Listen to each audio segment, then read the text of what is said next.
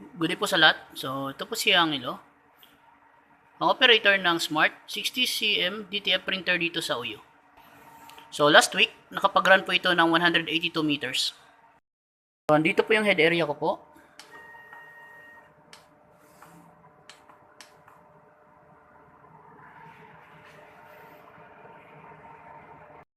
So, dito po yung waste tank ko po.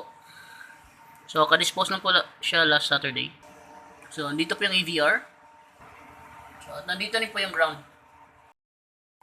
So, yung ink level naman po ay tama lang. After natin ma-on yung printer, so magki-cleaning po tayo. So, ang gamit ko po na mode sa cleaning ay normal.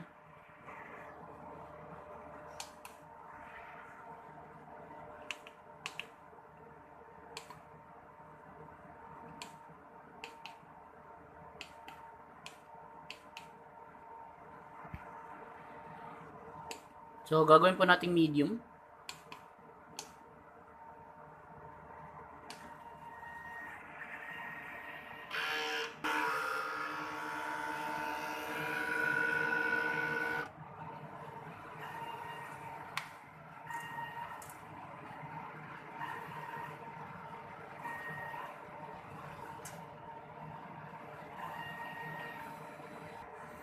So, after natin mag-cleaning, so mag-nozzle test po tayo.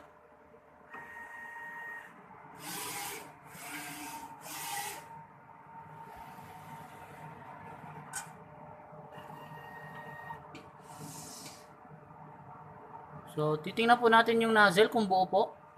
So, pag nakita po natin buo, pwede na po tayo mag-start sa printing. So, nandito po yung mga new supplies ko po para sa Brilliant. Naman tayo sa output. So, dito po yung output ko po. So, nakapag-run po ako ng 182 meters. Ako naman tayo sa mga na-consume ko po.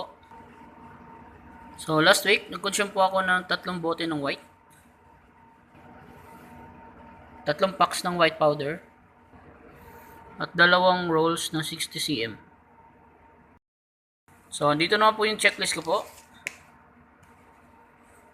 So, para po sa Smart. So, week 1 hanggang week 4 po updated po siya.